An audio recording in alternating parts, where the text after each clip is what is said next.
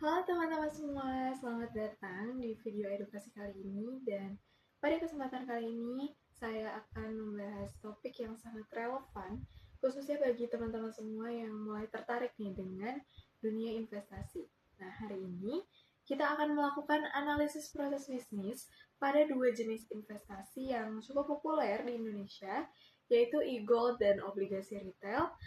Analisis ini akan kita lakukan dengan meninjau dua platform yang sudah banyak digunakan, yaitu Tokopedia Emas dan juga Bareksa. Oke, tujuan video ini sederhana teman-teman sebenarnya, supaya teman-teman ini jadi lebih paham gimana sih alur kerja dari platform investasi dari awal sampai akhir, sehingga ketika teman-teman mulai berinvestasi, teman-teman ini tahu persis apa yang sedang teman-teman lakukan dan bagaimana uang teman-teman mengalir, kemudian apakah langkah tersebut aman gitu. Oke, sebelum kita masuk ke platformnya, kita harus pahami dulu apa itu proses bisnis dalam konteks investasi. Jadi, proses bisnis itu adalah rangkaian langkah yang dilakukan sebuah platform untuk memastikan transaksi investasi ini bisa berjalan dengan aman, teratur, dan juga sesuai dengan regulasinya. Dalam sebuah platform investasi, proses-proses ini tuh meliputi yang pertama ada pembuatan akun, kemudian yang kedua ada verifikasi identitas, yang ketiga ada pemilihan instrumen, yang keempat ada pembelian, yang kelima ada penyimpanan aset, yang keenam ada penjualan, dan yang terakhir ada laporan transaksi dan keamanannya. Sederhananya teman-teman, proses bisnis ini adalah alur kerja yang memastikan semua kegiatan investasi berjalan dengan lancar dan sesuai dengan aturannya. Jadi ketika platform itu rapi ya teman-teman prosesnya, investasi kita pun akan jauh lebih aman, seperti itu. Oke teman-teman, seperti yang sudah aku sebutkan di awal tadi, jadi di dalam video kali ini, kita akan fokus membahas dua platform. Yang pertama ada Tokopedia Emas, yang bekerja sama dengan Pegadaian ya teman-teman, dan platform ini menyediakan layanan pembelian emas digital yang mudah untuk diakses dan cocok pastinya untuk para pemula. Kemudian yang kedua ada Bareksa. Nah, Bareksa itu adalah mitra distribusi resmi pemerintah untuk penjualan surat-surat berharga negara atau SBN seperti ORI, SR, dan juga SBR. Nah, keduanya ini sebenarnya sama-sama aman teman-teman dan diawasi juga oleh OJK dan proses bisnisnya juga jelas. Namun alur dan mekanismenya ini berbeda sesuai dengan instrumennya teman-teman. Sekarang kita akan mulai dari e-gold terlebih dahulu. Jadi yang pertama pendaftaran dan verifikasi atau KYC. Jadi sebelum kita membeli emas itu pengguna perlu membuat akun dulu, akun Tokopedia. Kemudian yang kedua mengisi data-data pribadinya. Dan yang terakhir melakukan verifikasi KTP serta selfie terlebih dahulu. Nah, setelah data tersebut dinilai valid ya teman-teman, identitas pengguna ini akan disinkronkan ke Pegadaian. Nah, proses ini memastikan bahwa transaksi dilakukan oleh orang yang benar, bukan identitas palsu, seperti itu. Yang kedua ini proses pembelian emas. Nah, disinilah proses bisnis ini mulai bergerak, teman-teman. Ketika pengguna membeli emas, pengguna ini akan memilih dulu nih nominal pembeliannya itu berapa, misalnya 20.000 misalnya. Kemudian Tokopedia mengirim permintaan ke server Pegadaian. Dan kemudian Pegadaian ini akan menghitung jumlah emas berdasarkan harga real time-nya. Setelah pembayaran selesai ya teman-teman, saldo emas digital akan dicatat atas nama kita atau atas nama pengguna. Dan walaupun kelihatan sederhana ya teman-teman, tapi prosesnya ini sebenarnya melibatkan komunikasi data yang cepat gitu, seperti yang sudah aku sebutkan tadi secara real time, antara si Tokopedia dengan si Pegadaian tersebut. Kemudian yang ketiga penyimpanan emas. Jadi emas yang dibeli ini nggak disimpan di Tokopedia teman-teman, tetapi di Pegadaian dalam bentuk emas fisik yang didokumentasikan secara digital. Jadi sebenarnya fisiknya ada di Pegadaian, tapi kita tetap dapat laporan secara digitalnya kayak gitu. Dengan kata lain ya si pengguna ini nggak memegang emas fisiknya lah, tapi ada buktinya yang tercatat dengan aman seperti itu. Kemudian yang selanjutnya ada penjualan emas. Nah, saat pengguna ini menjual, prosesnya ini dibalik teman-teman. Jadi Tokopedia mengirim permintaan ke Pegadaian, kemudian si Pegadaian ini menilai harga jual dari si barang itu, si emas itu pada saat itu. Kemudian saldo emasnya dikurangi dan uang hasil penjualannya akan masuk ke saldo Tokopedia dari si pengguna tersebut. Nah, untuk kelebihan dan kekurangan dari proses bisnis e-gold ini sendiri, kelebihannya ini yang pertama transaksinya mudah, bisa kapan saja ya teman-teman. Kemudian yang kedua, pembelian ini bisa mulai dari nominal yang kecil, jadi nggak harus langsung ke nominal yang besar kayak berjuta-juta gitu. Itu bisa dari nominal yang kecil terlebih dahulu. Kemudian harganya juga transparan teman-teman dan mengikuti pasar. Untuk kekurangannya sendiri ada selisih harga beli dan jual, ada spreadnya teman-teman. Kemudian e-gold ini nggak cocok untuk teman-teman yang mau trading cepat dan juga nggak bisa langsung cetak emas gitu dari Tokopedia-nya. Tapi secara keseluruhan e-gold ini cocok untuk pemula yang ingin investasi sederhana dan juga fleksibel. Oke, sekarang kita masuk ke instrumen yang kedua. Kalau tadi kita udah bahas soal e-gold, dan yang kedua ini kita akan membahas soal obligasi retail atau SBN.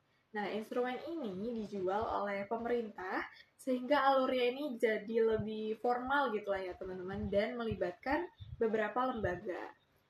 Oke, untuk langkah-langkahnya yang pertama untuk bagian pendaftaran dan verifikasi KYC plus SID. Selain verifikasi KTP yang dibutuhkan dan juga informasi pribadi kita, pembeli obligasi juga perlu memiliki SID atau Single Investor Identification. Dan SID ini adalah kayak apa ya, semacam identitas resmi si investor yang diterbitkan oleh KSEI atau Kustodian Sentral Efek Indonesia. Jadi jika pengguna ini belum punya SID, Bareksa otomatis akan membantu untuk membuatkan si SID ini. Jadi jangan khawatir buat teman-teman yang belum punya SID, nanti akan diarahkan untuk membuat. Seperti itu. Oke, masuk ke tahap pemilihan produk. Bareksa ini juga menyediakan beberapa obligasi teman-teman. Yang pertama ada ORI atau ORI, yang kedua ada sukuk retail atau SR, yang ketiga ada SBR, dan yang terakhir ada sukuk tabungan. Nah, setiap produk yang tadi udah aku jelasin ya teman-teman, itu memiliki kupon, tenor, dan resiko yang berbeda tentunya. Jadi pengguna bisa memilih sesuai dengan kebutuhannya masing-masing. Nah, sekarang kita masuk ke tahap proses pembelian. Jadi buat tahap pembeliannya ini yang pertama, pengguna ini memesan obligasi dengan nominal-nominal tertentu. Yang kedua, data pesanan ini akan dikirimkan ke sistem pemerintah. Ketiga, pengguna akan membayar melalui bank ataupun e-wallet. Dan yang terakhir, setelah sukses, pemerintah akan mencatat kepemilikan melalui KSEI. Nah, Bareksa ini hanyalah perantara distribusi aja, tapi aset disimpan secara resmi oleh lembaga negara, seperti itu. Oke, sekarang kita masuk ke bagian penyimpanan aset. Kepemilikan obligasi ini ya teman-teman, tidak disimpan oleh si Bareksa, tetapi sama si KSEI. Jadi pengguna dapat melihat bukti-bukti kepemilikannya melalui dashboard Bareksa ataupun juga bisa melalui situs akses KSEI seperti itu. Oke, sekarang kita masuk ke bagian pembayaran kupon atau bunga.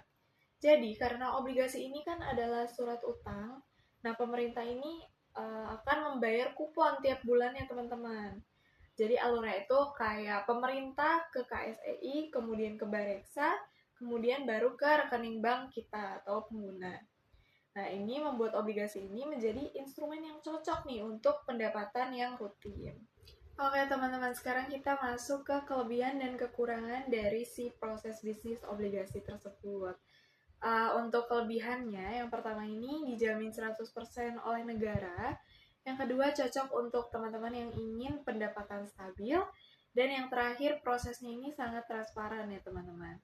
Sementara untuk kekurangannya sendiri, yang pertama, hanya bisa dibeli saat masa penawaran aja teman-teman. Jadi kalau udah di luar masa penawaran, itu teman-teman udah nggak bisa akses lagi ataupun udah nggak bisa membeli instrumen tersebut lagi.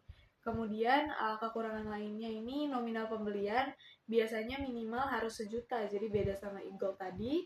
Kalau e-gold tadi itu bisa dari nominal yang kecil seperti 20.000 misalnya, tapi beda kalau di obligasi ini nominal pembeliannya ini dipatokin di 1 juta gitu teman-teman.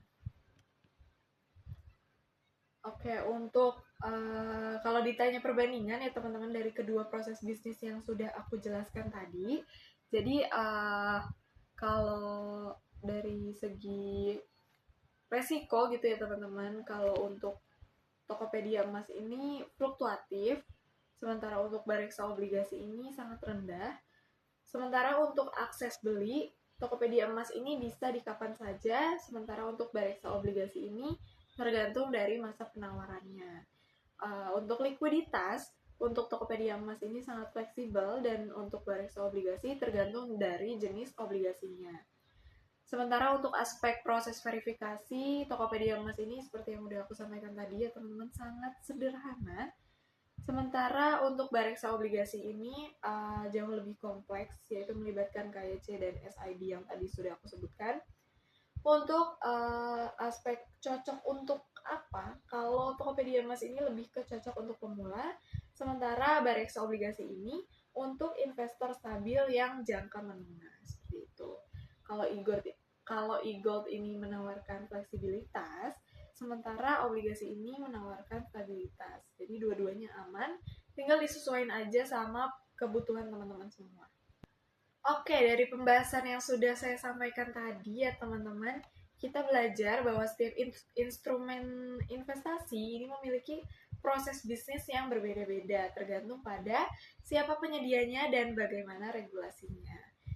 E-gold menawarkan kemudahan transaksi dengan proses bisnis yang simpel dan cepat, sementara obligasi retail memiliki alur yang lebih formal dan struktural, tetapi memberikan rasa aman yang tinggi karena semuanya dijamin oleh negara, seperti itu. Memahami proses bisnis ini sangat membantu kita menjadi investor yang lebih bijak ya teman-teman, karena kita tidak hanya asal membeli aja nih teman-teman, tapi juga benar-benar mengerti apa yang terjadi di balik layarnya. Terima kasih sudah mengikuti video ini ya teman-teman sampai selesai. Semoga penjelasan saya tadi dari awal sampai akhir bisa menambah pengetahuan teman-teman. Dan kalau teman-teman punya pertanyaan ataupun pembahasan tentang instrumen investasi lain, teman-teman boleh tulis aja di kolom komentar ya. Sampai jumpa di video berikutnya. Saya Abelia Yustika pamit undur diri. Assalamualaikum warahmatullahi wabarakatuh. See you.